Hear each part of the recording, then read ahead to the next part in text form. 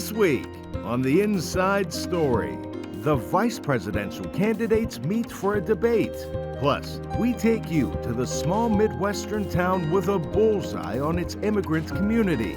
Now, on The Inside Story, USA Votes 2024, the vice presidential debate.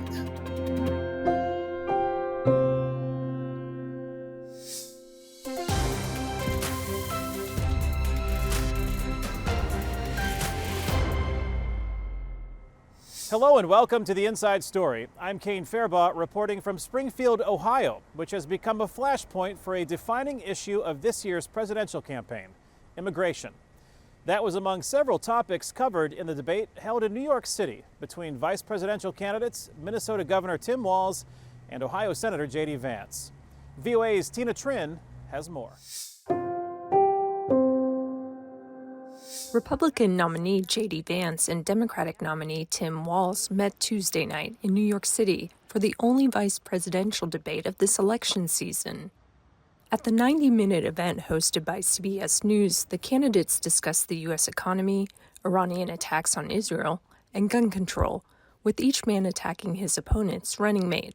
Vance is running with former President Donald Trump, who Walz says upended global diplomacy. We had a coalition of nations that had boxed Iran's nuclear program in, the inability to advance it. Donald Trump pulled that program and put nothing else in its place. So Iran is closer to a nuclear weapon than they were before because of Donald Trump's fickle leadership. Walz is running with the current Vice President Kamala Harris, who Vance blamed for problems in Springfield, Ohio, where he and Trump have repeatedly made false claims about Haitian migrants eating household pets.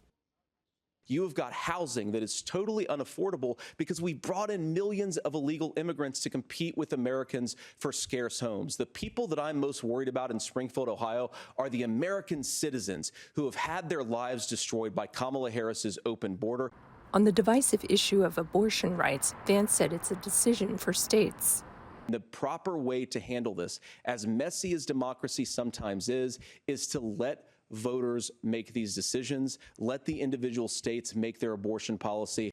Walz says it's a decision for women and their doctors. How can we as a nation say that your life and your rights, as basic as the right to control your own body, is determined on geography? After the debate, supporters of the candidates gave their take on the night. This was an overwhelming, dominating performance by J.D. Vance. I think the American people, he spoke directly to them about issues that matter. The immigration crisis, illegal immigration crisis caused by Kamala Harris.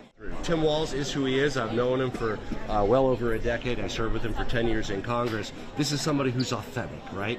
He's not going to be slick. He spoke from the heart on issues that matter to him and really brought it home for the American people. Early voting has already begun in 23 states, and with just over a month to go before Election Day, this presidential race continues to be a close one. Tina Trin, VOA News, New York. With both candidates making their pitch to the American public in what is likely the only debate between the vice presidential candidates, both parties here in Ohio hope one outcome of the debate is encouraging people to vote.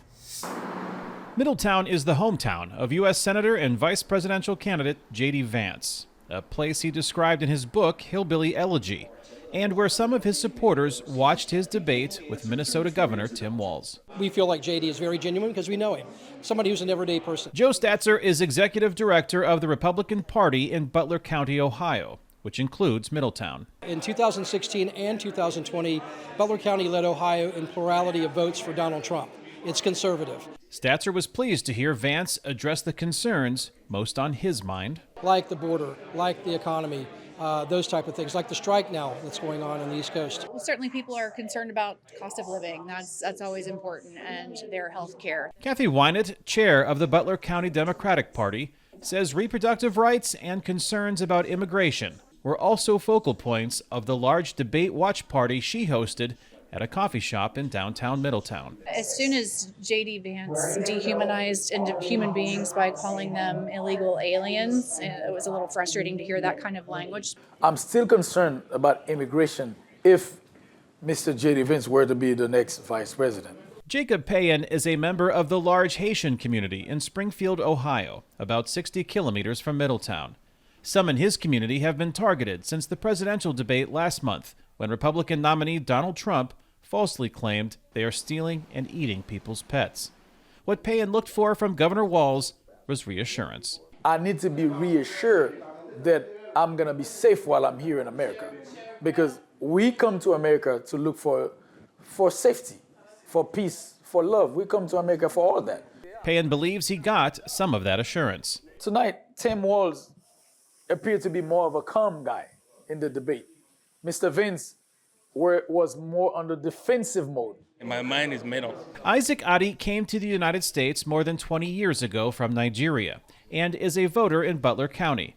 Despite rhetoric targeting Haitians in Springfield, Adi supports Trump and Vance's stance on immigration. I came into this country legally, and I expect that everybody that is coming to this country should play by the rule, which is coming legally. Democrats and Republicans seem to agree that the vice presidential debate won't change the outcome of the November election. But what it does do is it lets people know how important it is that we all participate and that we get out and we vote. Joe Statzer says the choice for Republicans isn't who to vote for, but when. Just whether to vote for JD in advance or wait till Election Day. Early voting in Ohio starts October 8th.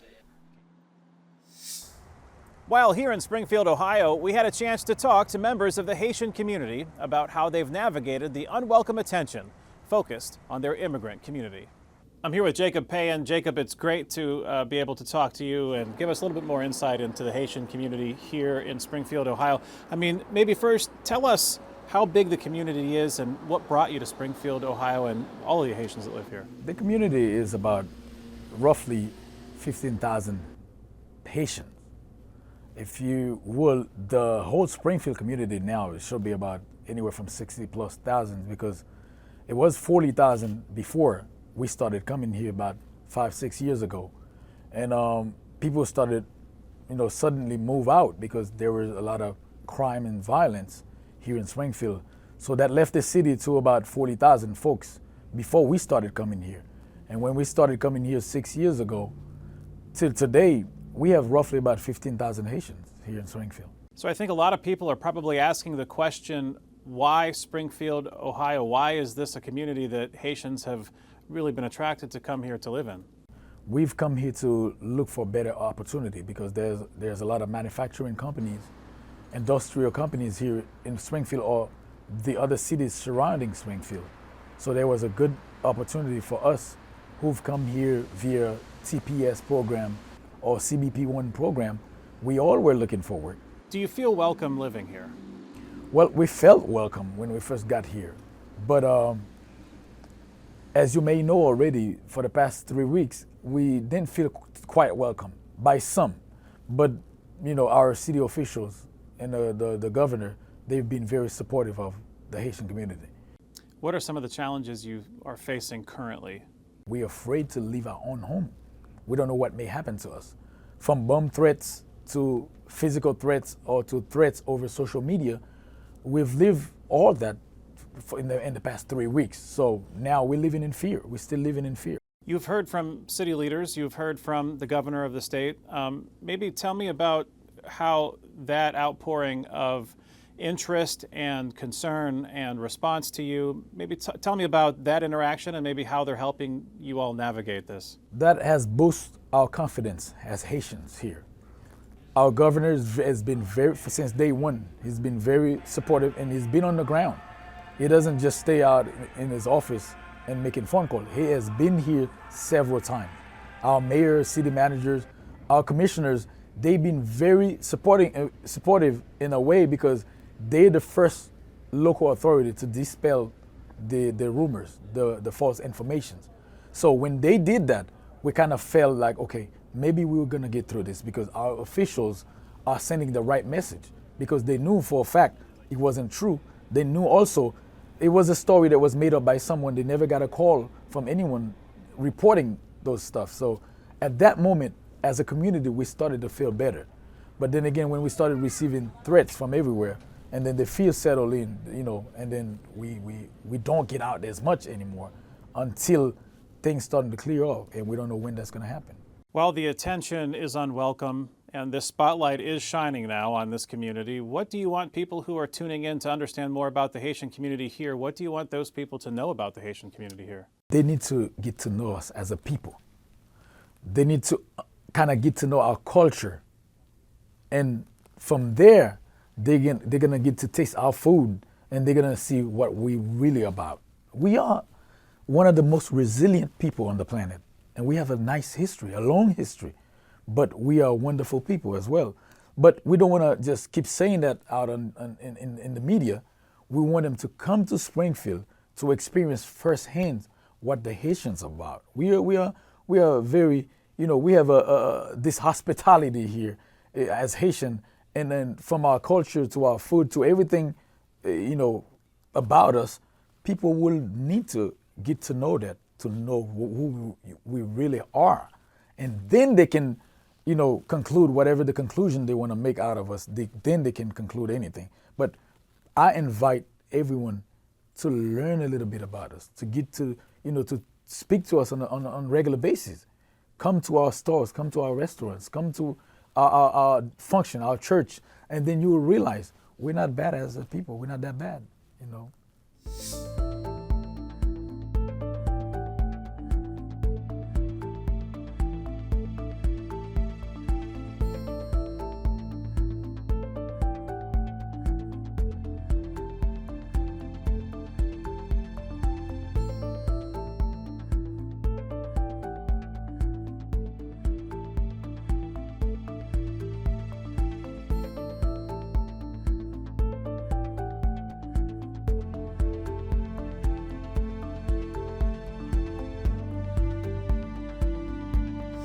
TPS, or Temporary Protected Status, is a U.S. immigration program granting those from certain countries a chance to live and work in this country without fear of deportation. TPS is usually granted for either 6 or 18 months, though it can be extended. Haitian migrants first received TPS provisions after a massive earthquake on the Caribbean nation in 2010. But TPS does not grant permanent residency or U.S. citizenship. The temporary protected status designation is exclusively for people who are already in the United States at the time of the designation. But because of something happening in your country of origin, or your home country or country of last residence, we just can't reasonably expect you to go back at this time. And temporary protected status is a status. It's an immigration status. It's an immigration status that people can have the statutory right to travel on. It's an immigration status that people who have TPS have the right to be inspected and admitted into the country if they have TPS. In order to get TPS, people file an application. That application is reviewed individually. It's adjudicated. They get identification materials attesting to their TPS. They can get work authorization by statute. So these are not individuals who are undocumented by any means. Temporary protected status does not provide a direct pathway to permanent residence. If you don't have some other means through which to get permanent residence, whether that's because you qualify for asylum, or you have a family member or an employer who is petitioning for you to get a permanent residence, TPS is not going to get you there. What TPS can help a person do is, once you have TPS, not only can you obviously work, which could open up a pathway to an employment-based green card. A temporary protected status designation by law is temporary. These are designations that last for a given period of time, and the law requires the secretary to review conditions prior to the end of a period of designation to decide whether or not conditions on the ground continue to merit that designation.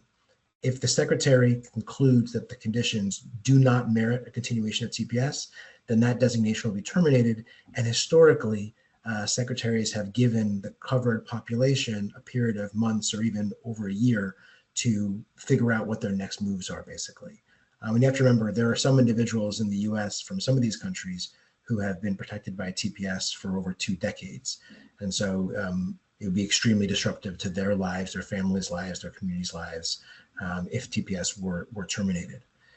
Members of the Haitian community in the U.S. say they have received threats to their safety following former President Donald Trump's comments about the Haitian community here in Springfield. VOA's press freedom reporter Christina Casedo-Smith explains how members of the Haitian media community are protecting themselves. Miguelito Jerome, a radio anchor and reporter for New Diaspora Live in Springfield, Ohio, gets ready for his daily radio show. But since Republican presidential nominee Donald Trump claimed in a debate last month that Haitian migrants had been eating people's pets in Springfield, doing his job has been challenging. To say that it is to classify the Haitian people and the community here in Springfield as something that we're not, and that hurts us. It hurts us as a community. Jerome has noticed that Trump's comments have made Haitian people in the city afraid to go out in public. We are afraid of people who will use this comment to tell us things, to harm us, to attack us. People have been intimidated and harassed. Since the presidential debate, the city of Springfield has received multiple bomb threats, prompting officials to close buildings, increase security in schools, and cancel events.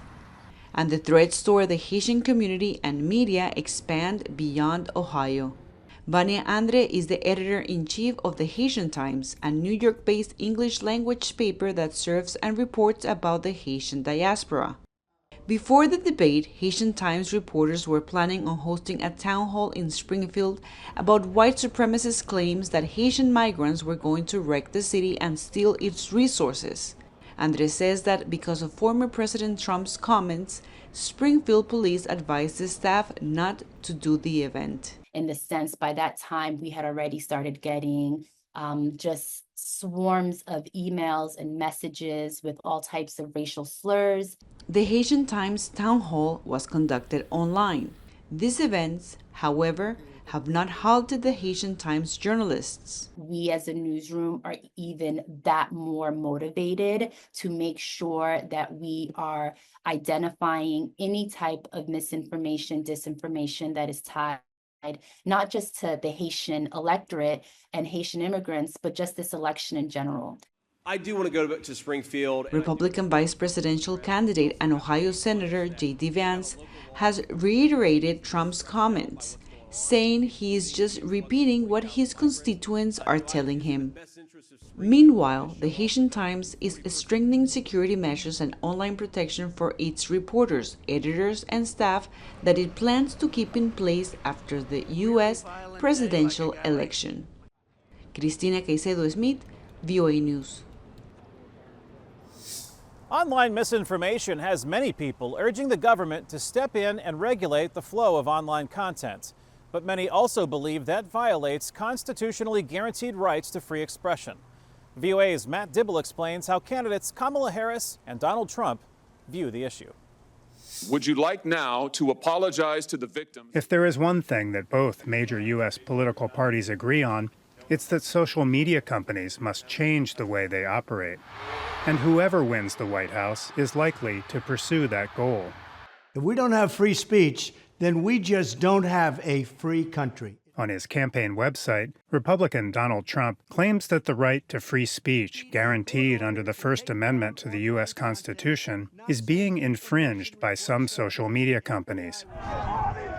After the January 6th attack on the U.S. Capitol, Trump himself was temporarily banned from posting on some sites. Upon my inauguration as president, I will ask Congress to send a bill to my desk revising Section 230 to get big online platforms out of censorship business. Section 230, a part of the 1996 Communications Decency Act, has been fundamental in establishing the Internet we know today, says Brandy Noneke, director of a University of California, Berkeley Tech Policy Lab. It actually empowers platforms to be able to moderate and remove content without a risk of liability. Now, we often hear that the First Amendment is being infringed upon by these platforms. However, the First Amendment only applies to government suppression of speech. The platforms themselves, they are private entities, and they're private entities that they themselves have First Amendment rights. Earlier attempts to revise Section 230 have faltered. After Trump's accounts were banned in 2021, Florida and Texas, two states with majority Republican electorates, both passed laws limiting the ability of social media companies to police political speech on their sites. But these laws were put on hold this year.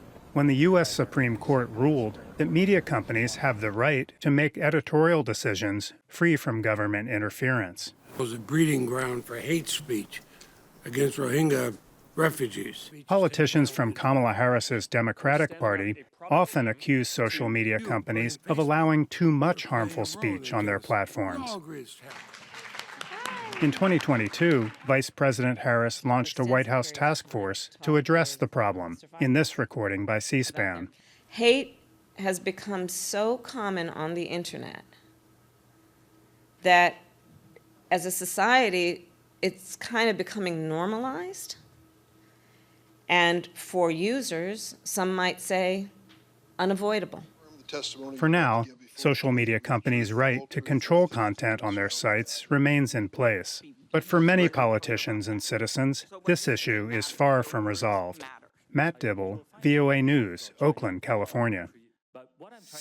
We now turn to a story with bipartisan support, honoring former President Jimmy Carter's historic 100th birthday, which he celebrated October 1st in his home state of Georgia.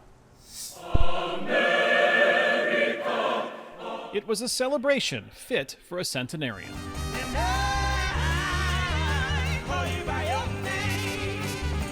The Fox Theater in Atlanta hosted dozens of musical acts and thousands of guests for a concert celebrating the 100th birthday of Georgia's former governor and U.S. President, Jimmy Carter. And it's a way to be together, and I think that is who he is fundamentally. Jason Carter believes the concert, featuring some performers who campaigned for his grandfather in the 1970s, is a unifying and bipartisan way to celebrate what one documentary film director calls the rock and roll president. That brings people together across geographies, across culture, across any sort of racial dividing lines. I mean, you'll have Democrats, Republicans in here tonight. One person noticeably absent from the celebration was Jimmy Carter himself. He remains in hospice care at his home, a town 240 kilometers south of Atlanta. It's a 600-person village in the middle of nowhere, and all of his other work at the end of the road in Africa has been in those same kinds of 600-person villages, and he feels a kinship there, he feels a connection there, and I think the way that he marks this moment is by being at home. Jimmy Carter celebrates his historic birthday milestone quietly at his home here in Plains, Georgia, where on October 1st, 1924, Lillian Carter gave birth to the first U.S. president born in a hospital. But the only reason he was born in a hospital was because his mother was working that day. Jill Stuckey is a Carter family friend who serves as superintendent of the Jimmy Carter National Historical Park, which includes his preserved Depression-era boyhood farm, the old Plains High School where he studied, and the railroad depot that he converted into his campaign headquarters in his successful 1976 White House bid. Of course, a lot of them head straight to peanut butter ice cream. Stuckey says Plains celebrates their famous neighbor every day, but this historic birthday is marked by serving others. We're naturalizing 100 new citizens in his honor. Carter's milestone is a bittersweet occasion in Plains. It's the first spent without his wife Rosalind, who passed away last November. 77 and a half years of marriage, to be without your soulmate. You know, it's very, very tough times. The birthday celebration, which began at the Fox Theater in September and ends in Plains October 1st, brought Carter's large extended family together, including his great-grandson, Charlie Carter. You'll probably never be to a bigger birthday party, right? No. Maybe it's 101. Carter also holds the record for the longest post-presidential career. Since departing the White House in 1981, he and his wife founded the Atlanta-based global nonprofit Carter Center, which fights neglected tropical diseases, promotes peaceful conflict resolution, and monitors elections around the world, causes which led him to be awarded the 2002 Nobel Peace Prize. That's all for now. Thanks for watching The Inside Story. For the latest news, you can log on to voanews.com.